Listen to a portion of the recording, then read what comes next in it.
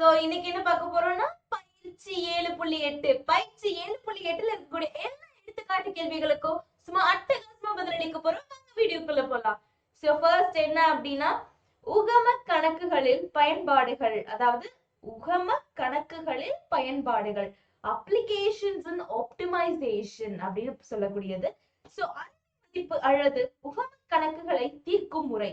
ஒரு உகம கணக்கை எப்படி தீர்க்கலாம், அது மட்டும் இல்லாம அறுதி மதிப்புன்னு கூட அதை சொல்லலாம். சரிங்களா?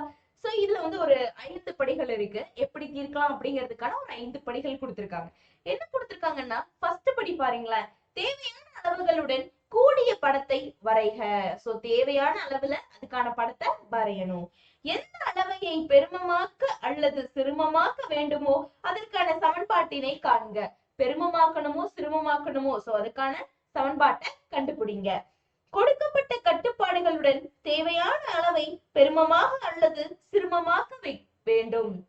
அதாவது கொடுக்கப்பட்ட கட்டுப்பாடுகளோட தேவையான அளவு ஒன்னா பெருமமா மாத்தணும், இல்ல சிறுமமா மாத்தணும். அடுத்தது, கணக்கில் கொடுக்கப்பட்ட கட்டுப்பாடுகளுக்கு ஏற்றவாறு மாறியின் ஏற்கத்தக்க இடைவெளிகளை காண வேண்டும். சோ மாறி சியோட இடைவெளியும் கரெக்டா கண்டுபிடிக்கணும். அடுத்தது, அறுதி மதிப்புகளை காணும் முறையினை கொண்டு பெருமம் அல்லது சிறுமம் காண வேண்டும். அறுதி மதிப்பினை காணும் முறை, அறுதி மதிப்பை கண்டுபிடிக்கிற முறையை வச்சு நம்ம என்ன கண்டுபிடிக்கணும், பெருமம் அல்லது சிறுமம் கண்டுபிடிக்கணும். எது வருதோ அதை கண்டுபிடிக்கணும். புரிஞ்சுதுங்களா? சோ இதுதான் 5 படிகள். சோ எவ்வாறு உகம கணக்குகளை தீர்க்கும் வழி என்ன, சோ எப்படி தீர்க்கலாம், எவ்வாறு உகம கணக்குகளை தீர்க்கலாம் அப்படிங்கிறதுக்காக ஒரு 5 படிகள் கொடுத்திருக்காங்க. சோ இந்த 5 படிகளை தான் இப்ப நம்ம பார்த்தோம் இல்லையா? சரி, இந்த படிகளை பார்த்து புரிஞ்சுக்கிறத காட்டிலும் ஒரு எடுத்துக்காட்டு எடுத்து பார்த்தோம்னா இன்னும் அருமையா புரிஞ்சிருங்க. சரிங்களா? சரி வாங்க எடுத்துக்காட்டுக்கு போலாம்.